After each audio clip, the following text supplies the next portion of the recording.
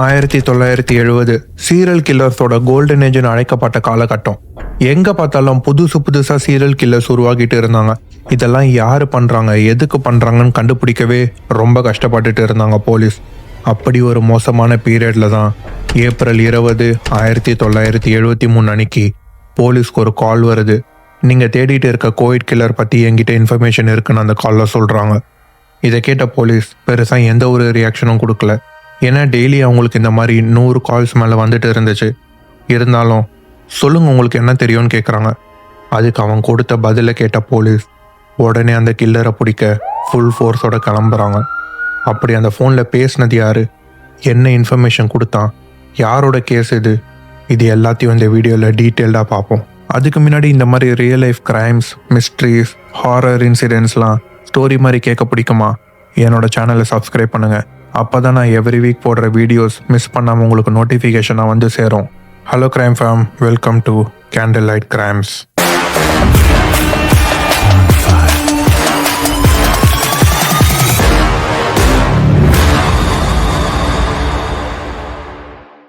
Police அந்த காலில் சொல்லுங்க உங்களுக்கு கோவிட் கில்லர் பற்றி என்ன இன்ஃபர்மேஷன் தெரியும்னு கேட்டப்போ அங்கேருந்து எல்லாரும் ஷாக் ஆகுற மாதிரி ஒரு பதிலை கொடுக்குறான். அது என்னன்னா, நீங்கள் 10 மாதமாக தேடிட்டு இருந்த அந்த கோவிட் கில்லர் நான் தான், சரண்டர் ஆகிறதுக்காக கால் பண்ணுறேன்னு சொல்கிறான். அவன் சொன்ன டோன் சும்மா ரேண்டமாக ப்ராங்க் பண்ணுறதுக்காக சொன்ன மாதிரி இல்லை. அவன் சொன்ன லொக்கேஷனுக்கு போகிறாங்க. 6 பொண்ணுங்களுக்கு மேலே கொலை பண்ண அந்த கில்லரை அரெஸ்ட் பண்ணி கூட்டிகிட்டு வராங்க. இப்போ இன்ட்ராகேஷன் ரூமில் அந்த கோவிட் கில்லரும் அவனை அரெஸ்ட் பண்ண ஆஃபீஸர் மட்டும் இருக்காங்க. அவன் ஏன் சரண்டர் ஆனான்னு அவன் சைட் ஸ்டோரியை கேட்க வெயிட் பண்ணிட்டு இருந்த ஆஃபீஸர் இப்போ அவரோட முதல் கேள்வியை கேட்குறாரு. எதுக்காக அந்த 6 பொண்ணுங்களை கொலை பண்ண? இவ்வளோ நேரமாக கீழே பார்த்த மாதிரி குனிஞ்சு இருந்த தலை இப்போ போலீஸை பார்த்து 6 பேர் இல்லைன்னு சொல்கிறான். அந்த ஆஃபீஸர் புரியல, என்ன சொல்கிறேன்னு கேட்டப்போ நான் 6 கொலை பண்ணலை, மொத்தம் 10 கொலை பண்ணியிருக்கேன்னு சொல்கிறான். அதை கேட்ட அந்த ஆஃபீஸர் மட்டும் இல்லை, அந்த ரூமுக்கு வெளியே இருந்து இதை பார்த்துட்டு இருந்த மற்ற போலீஸ்க்கும் பெரிய அதிர்ச்சியாக இருந்திருக்கு. ஏன்னு தெரிஞ்சுக்கிறதுக்கு முன்னாடி அவனோட உண்மையான பேர் என்னன்னு கேட்குறாங்க. எட்மண்ட் கெம்பர்ன்னு பதில் சொல்கிறான். கூடவே அவங்க கேட்காத மற்ற விஷயத்தையும் சொல்கிறான். அந்த கொலைங்களை ஏன் பண்ணா, எப்படி பண்ணா, எதுக்காக பண்ணான்னு எல்லா டீட்டெயில்ஸும் ஒன்று விடாமல் சொல்ல ஆரம்பிக்கிறான். இதெல்லாம் கேட்டுட்டு இருந்த அந்த ஆஃபீஸரால் ஒரு அளவுக்கு மேலே கேட்க முடியல. ஏன்னா அந்த கொலைங்களை ரொம்ப கொடூரமாக பண்ணியிருக்கான். இப்போ ஒரு பிரேக் எடுக்கிறாங்க. போலீஸ் அவன் மேலே வேற ஏதாச்சும் கிரிமினல் ரெக்கார்ட்ஸ் இருக்கான்னு தெரிஞ்சுக்க அவனோட பேக்ரவுண்டை செக் பண்ணுறாங்க. அதில் இன்னொரு விஷயம் தெரிய வருது. எட்மண்ட் அவனோட சின்ன வயசில் அவனோட தாத்தா பாட்டியை கொலை பண்ணிட்டு மனநிலை மருத்துவமனையில் கொஞ்சம் வருஷம் இருந்திருக்கான். அவன் அந்த கொலையை பண்ணதை விட அதுக்கு சொன்ன காரணம் தான் இவனோட மனநிலை எவ்வளோ மோசமாக பாதிக்கப்பட்டிருக்குன்னு தெரிய வருது. அவனோட தாத்தா வெளியே போயிருந்தப்போ அவரோட கன்னை வச்சு விளையாடிட்டு இருந்திருக்கான். அப்போ அவனுக்கு ஒரு வித்தியாசமான கேள்வி ஒன்று தோண ஆரம்பிக்குது. அந்த கன்னை வச்சு சுட்டா ஒருத்தர் எப்படி சாவாங்கன்னு தெரிஞ்சுக்க நினச்சான். அந்த கேள்விக்கான பதிலை அவனே தேடிக்கிட்டான். பக்கத்து ரூம்ல இருந்து அவனோட பாட்டியை ஷூட் பண்ணுறான். விளையாட்டா பண்ணது கொஞ்ச நேரத்தில் பாட்டி எழுஞ்சிக்கலன்னு பயப்பட ஆரம்பிக்கிறான். என்ன பண்ணுறதுன்னு தெரியாமல் இருந்தப்போ வெளியே போயிருந்த அவனோட தாத்தா திரும்ப வராரு. பாட்டி இறந்தது தெரிஞ்சா வருத்தப்படுவாருன்னு அவரையும் ஷூட் பண்ணுறான். நேரம் ஆக ஆக பயம் இன்னும் அதிகமாகுது. அவங்க அம்மாவுக்கு ஃபோன் பண்ணி நடந்த எல்லாத்தையும் சொல்லி அழ ஆரம்பிக்கிறான். அவங்க உடனே போலீஸ்க்கு ஃபோன் பண்ணி சரண்டர் ஆக சொல்லி சொல்கிறாங்க. அதை தான் அவனும் பண்ணுறான். ஆச்சரியமான விஷயம் என்னன்னா, இதெல்லாம் நடக்கிறப்போ அவனோட வயசு வெறும் 15 தான். இந்த 2 கொலைங்களையும் ஒரு ஆசைக்காகவும் ஆர்வத்துக்காகவும் பண்ணதுனால ஜட்ஜ் அவனை சிறுவர் சீர்திருத்த பள்ளிக்கு அனுப்பாமல் மனநிலை மருத்துவமனைக்கு அனுப்பி அங்கேயே ட்ரீட்மெண்ட் எடுக்க சொல்லி ஆர்டர் பாஸ் பண்ணுறாங்க. அங்கே ஒரு 3 வருஷமாக இவனுக்கு ட்ரீட்மெண்ட் கொடுத்த டாக்டர் எட்மண்ட் எல்லார மாதிரியும் நார்மலாக தான் இருக்கான். இன்ஃபேக்ட் சராசரியான மனுஷனுக்கு ஐக்கியூ லெவல் 90 to 110 இருக்கும். ஆனால் எட்மண்ட்க்கு 145 இருந்திருக்குன்னு சொல்கிறாங்க. அவன் மைண்ட் அளவில் ஒரு ஜீனியஸ், ஆனால் அவனுக்கு பேரனாய்ட் சைஷோஃபெர்னியான்னு ஒரு நோய் இருக்குன்னு சொல்கிறாங்க. அதாவது ஹாலுசினேஷன் ப்ராப்ளம். இந்த ரிப்போர்ட்டை படிச்சுட்டு இருக்கப்போ இன்னொரு விஷயம் நோட் பண்ணுறாங்க. எட்மண்ட் 21 வயசு ஆன அப்புறம் கூட அவன் அம்மா கூட தான் இருக்கணும்னு ஆர்டர் பாஸ் பண்ணுறாங்க. ஆனால் ஏன் அப்படி சொன்னாங்கன்னு அந்த ரிப்போர்ட்டில் இல்லை. இப்போ எட்மண்ட் கிட்ட அதை பற்றி விசாரிக்க அவங்களோட செகண்ட் ரவுண்ட் ஆஃப் இன்வெஸ்டிகேஷனை ஸ்டார்ட் பண்ணுறாங்க. எட்மண்டோட சின்ன வயசில் எல்லார மாதிரியும் ரொம்ப நார்மலாக சந்தோஷமாக தான் இருந்திருக்கான். அவனோட அப்பா ஒரு கோழி பண்ணை வச்சுருந்தாரு. அம்மா அவங்க தோட்டத்தில் விளையிற வெஜிடபிள்ஸை விற்று 2 பேரும் ஃபேமிலியை ரன் பண்ணிட்டு இருந்தாங்க. எட்மண்ட் அவனோட அப்பாவை ஒரு ரோல் மாடலாக தான் பார்த்தான். எப்பயும் அவர் கூட அவரோட கோழி பண்ணையில் டைம் ஸ்பெண்ட் பண்ணி அங்கே இருக்க எல்லா கோழிங்களுக்கும் பேர் வச்சு அதுங்க கூட விளையாடிட்டு இருப்பான். என்னதான் அப்பா கூட நல்ல ரிலேஷன்ஷிப் இருந்தாலும் அவங்க அம்மா ரொம்ப ஸ்ட்ரிக்டாக இருப்பாங்க. எப்பயும் அவனோட 2 சிஸ்டர்ஸ் மேலே அதிகமான பாசம் வச்சு அதில் பாதி கூட இவன் மேலே வைக்கலன்னு இவனுக்கு ஒரு ஏக்கம் இருந்துச்சு. ஒரு நாள் ஸ்கூல் முடிச்சுட்டு வீட்டுக்கு வந்தப்போ அவனோட அப்பா அவன் ஆசையாக வளர்த்த கோழியை அவன் கண்ணு முன்னாடி அதோட தலையை வெட்டி அன்னைக்கு நைட்டு டின்னருக்கு சமைச்சிருக்காங்க. எட்மண்ட் ரொம்ப சென்சிட்டிவான பர்சன்ன்றதுனால அவனுக்கு இதெல்லாம் பிடிக்கல. எந்த ஒரு உயிரினத்தையும் கொல்ல வேணாம் நம்ம அப்பா கிட்ட கெஞ்சி பார்க்குறான். ஆனால் அவனோட அப்பா இவனுக்கு இருந்த சென்சிட்டிவிட்டியை நினச்சி ரொம்ப வருத்தப்பட்டார். இவ்வளோ சாஃப்டாக இருந்தால் இந்த சொசைட்டியில் வாழ முடியாதுன்னு டெய்லி அவன் கண்ணு முன்னாடி அவன் வளர்த்த கோழியை வெட்டி அதை இவனை சாப்பிட சொல்லி ஃபோர்ஸ் பண்ணியிருக்காரு. ஒரு கட்டத்தில் இதிலிருந்து தப்பிக்க முடியாதுன்னு எட்மண்ட் புரிஞ்சுக்கிறான். ஆரம்பத்தில் இதெல்லாம் பிடிக்காமல் இருந்த எட்மண்ட் போக போக பழகிக்கிறான். பழகுனது மட்டும் இல்லாமல் முதல் முறையாக ஒரு பூனையோட தலையை வெட்டி அதை கொலை பண்ணுறான். அவனுக்குள்ள ஒரு கில்லர் உருவாகிறதுக்கு இதுதான் ஒரு ஆரம்ப புள்ளியாக இருந்திருக்கு. கொஞ்சம் வருஷத்தில் அவனோட அம்மாவும் அப்பாவும் டிவோர்ஸ் பண்ணுறாங்க. அதுக்கு அடுத்து அவனோட அம்மா இன்னொரு கல்யாணம் பண்ணுறாங்க. ஆனால் அதுவும் ஒர்க் அவுட் ஆகலை. அடுத்து ஒரு பாய் ஃப்ரெண்ட் வச்சுக்கிறாங்க. அவனும் விட்டு போயிட்டான். அதனால் அவங்களுக்கு ஆண்கள் மேலே இருந்த நம்பிக்கை சுத்தமாக உடையுது. அவங்களோட கணவர் மேலே இருந்த கோவத்தை எட்மண்ட் மேலே காட்ட ஆரம்பிக்கிறாங்க. அவனும் ஒரு பையன் தானே, அவனும் மற்றவங்கள மாதிரி தான் இருப்பான்னு நினைக்கிறாங்க.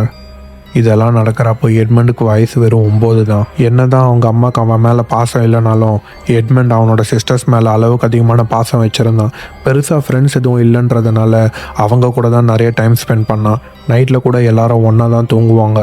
ஆனால் ஒரு நாள் அவனோட அம்மா எட்மண்டை மட்டும் பேஸ்மெண்ட்டில் இருந்த ஒரு ரூமுக்கு தனியாக மாற்றுறாங்க. அந்த ரூமில் பெருசாக எதுவும் இருக்காது. வெறும் ஒரு பல்பும் கூடவே கொஞ்சம் எலிங்களும் தான் இருக்கும். அவனோட அம்மாவுக்கு ஆண்கள் மேலே இருந்த வெறுப்புனால எட்மண்டை அவனோட தங்கச்சிக்கிட்ட இருந்து தள்ளியே வைக்கிறாங்க. அந்த ரூமுக்கு போகிறப்பெல்லாம் அவனுக்கு நரகத்துக்குள்ளே போகிற மாதிரியே இருக்கும்னு சொல்லியிருக்கான். அவனோட 13 வயசில் இதெல்லாம் தாங்கிக்க முடியாமல் அங்கேருந்து கிளம்பி அவனோட அப்பாவை தேடி போகிறான். அவனோட அப்பாவுக்கு மட்டும்தான் அவனை பிடிக்கும். அங்கே போனால் கண்டிப்பாக இவனை ஏற்றுப்பாருன்னு நினச்சான். ஆனால் அதுவும் ஏமாற்றம் தான். அவனோட அப்பாவுக்கு ஆல்ரெடி செகண்ட் மேரேஜ் ஆகி ஒரு பையன் வேற இருக்குது. அதனால் எட்மண்டை பார்த்துக்க முடியாமல் தாத்தா பாட்டி கிட்ட விடுறாரு. அது ஒரு 17 ஏக்கர் ஃபார்ம் ஹவுஸ்ன்றதுனால அவனோட தாத்தா அவனுக்கு ஹண்ட் பண்ணுறதுக்காக கன் எப்படி யூஸ் பண்ணணும்னு சொல்லி கொடுக்குறாரு. அதை வச்சு தான் நான் முன்னாடி சொன்ன மாதிரி அவனோட தாத்தா பாட்டியை ஷூட் பண்ணி போலீஸ்லேயும் சரண்டர் ஆகிறான். கோர்ட்டில் இவனை மனநல மருத்துவமனைக்கு அனுப்புகிறாங்க. அங்கே ஒரு 5 வருஷமாக ட்ரீட்மெண்ட் எடுக்கிறான். எட்மண்டோட இம்ப்ரூவ்மெண்ட்டை நினச்சி டாக்டர்ஸ் ரொம்ப ஆச்சரியப்பட்டாங்க. வெளியே போனால் அவனுக்கு ஒரு நல்ல ஃப்யூச்சர் இருக்குன்னு நினச்சாங்க. ஆனால் எட்மண்ட்க்கு அங்கே இருக்கிறது தான் ரொம்ப பிடிச்சிருந்துச்சு. அவனோட அம்மா பண்ண எல்லா கொடுமைகளையும் சொல்லி அங்கே மட்டும் திருப்பி அனுப்பிடாதீங்கன்னு சொல்லி ரிக்வஸ்ட் பண்ணி கேட்குறான். ஆனால் டாக்டர்ஸ் எவ்வளோ சொல்லியும் கோர்ட்டில் எட்மண்ட்க்கு இருந்த ப்ராப்ளம்னால அவனோட கஸ்டடியை அவன் அம்மா கிட்டேயே கொடுக்குறாங்க. சரி, வேற வழி இல்லாமல் அங்கேயே போகிறான். டிஸ்சார்ஜ் ஆன அப்புறம் போலீஸ் ஆகணும்னு ஆசைப்படுறான். ஆனால் அவனோட பாஸ்ட் ரெக்கார்ட்ஸ் அவன் போலீஸ் ஆகிறதுக்கான எலிஜிபிலிட்டி இல்லாமல் ஆக்கிடுச்சு. சரின்னு கலிஃபோர்னியா ஹைவே டிபார்ட்மெண்ட்டில் அப்ளை பண்ணி அங்கேயே அவனுக்கு வேலையும் கிடைக்குது. சம்பாதிக்க ஆரம்பித்தோன்னே எல்லார மாதிரியும் அவனோட டீனேஜை என்ஜாய் பண்ணணும்னு நினைக்கிறான். ஆனால் எட்மண்ட் ஸ்ட்ரிக்டான ஃபேமிலியில் பிறந்து பாதி டீனேஜை மென்டல் ஹாஸ்பிட்டலில் ஸ்பெண்ட் பண்ணதுனால அவனால் அவன் ஏஜ் கேட்டகரி பீப்புளோட சோஷியலைஸ் ஆக முடியல. இன்னொரு பக்கம் அவனோட அம்மா அவனை அபியூஸ் பண்ணுறதை நிறுத்தலை. இவ்வளோ வருஷத்தில் அவங்க கண்டிப்பாக மாறி இருப்பாங்கன்னு நினச்சான். ஆனால் மறுபடியும் அவனை திட்டி ஃபேமிலியில இருந்து ஒதுக்கி வைக்கிறாங்க. அவனோட நைட்மேர்ஸ் மறுபடியும் கண்டினியூ ஆகுது. அவனோட 21 வயசில் ஒரு பொண்ணை முதல் முறையாக டேட்டிங் கூட்டிகிட்டு போகிறான். ஆனால் அவனால் ஃப்ரீயாக பேச முடியல. அவன் மனசுக்குள்ளே அவன் அம்மா மேலே இருந்த வெறுப்பு மற்ற பொண்ணுங்களையும் வெறுக்க காரணமாகுது. அப்படி ஒரு நாள் அவன் வேலையில் இருக்கப்போ அவன்கிட்ட சில காலேஜ் பொண்ணுங்க லிஃப்ட் கேட்குறாங்க. அவங்கள பிக் பண்ணிட்டு நல்லா தான் பேசிகிட்டு இருந்தான். ஆனால் ட்ராப் பண்ணுறப்போ அவன் மைண்டுக்குள்ளே ஒரு வாய்ஸ் கேட்குது. அந்த வாய்ஸ் அந்த பொண்ணுங்களை ட்ராப் பண்ணாத, அவங்கள கொன்னுடுன்னு சொல்லுது. உடனே ட்ரீட்மெண்ட் எடுத்தப்போ டாக்டர் சொன்னது எல்லாம் ஞாபகம் வருது. வேகமாக அந்த பொண்ணுங்களை ட்ராப் பண்ணிட்டு அங்கேருந்து கிளம்புறான். வீட்டுக்கு போகிறதுக்கு முன்னாடி அவன் வழக்கமாக போகிற பாருக்கு போகிறான். அங்கே டிவியில் ஒரு போலீஸ் அவரோட புது கேஸ் பற்றி சொல்லிட்டு இருந்தார். டீனேஜ் பொண்ணுங்க அட்வென்ச்சருக்காக வீட்டை விட்டு ஓடி கொஞ்ச நாளில் அவங்களே ரிட்டர்ன் வந்துடுறாங்கன்னு சொல்லிட்டு இருந்தார். அதை கேட்டுட்டு இருந்த எட்மண்ட்க்கு மறுபடியும் அந்த வாய்ஸ் கேட்க ஆரம்பிக்குது. அவங்கள கண்டுபிடிச்சி கொன்னா நல்லா இருக்கும்னு சொல்லுது. அங்கேருந்து கிளம்பி வீட்டுக்கு போகிறான். வழக்கம் போல் வீட்டில் அவனோட அம்மா இவன் கூட சண்டை போட்டிருக்காங்க. அதையே நினச்சிட்டு படுத்து தூங்குறான். அடுத்த நாள், அதாவது May 17, 1972, மேரி அண்ட் அனிதான் 2 பொண்ணுங்க ஸ்டான்ஃபோர்ட் யூனிவர்சிட்டியில் ட்ராப் பண்ண சொல்லி லிஃப்ட் கேட்குறாங்க. அவங்களுக்கு லிஃப்ட் கொடுத்து போயிட்டு இருக்கப்போ நேற்று நைட் அவன் அம்மா அவன் கூட போட்ட சண்டை தான் அவன் மைண்டில் ஓடிட்டே இருக்கு. அவங்க மேலே இருந்த கோவத்தில் கண்ட்ரோல் லூஸ் பண்ண அவன் அந்த 2 பொண்ணுங்களையும் ஆள் நடமாட்டமே இல்லாத ஒரு இடத்துக்கு கூட்டிட்டு போய் பூட்டில் வச்சிருந்த கன்னை எடுத்து 2 பேரையும் ஷூட் பண்ணி கொலை பண்ணுறான்.